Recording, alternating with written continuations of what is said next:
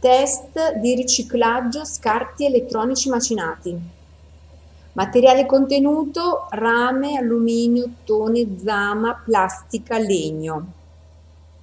Il trattamento inizia dal nastro dosatore.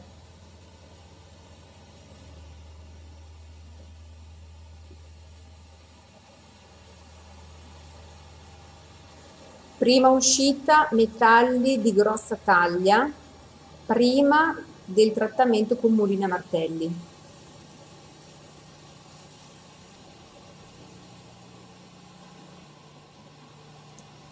Macinazione avvenuta, questa è la pezzatura pronta per essere separata con il separatore Guidetti Robi 151.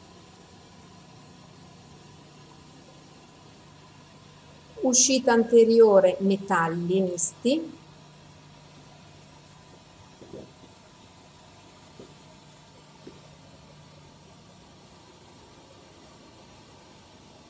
Uscita posteriore plastica, legno, impurità.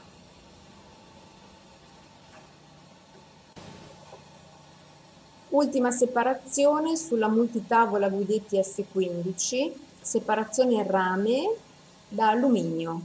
Uscita anteriore rame.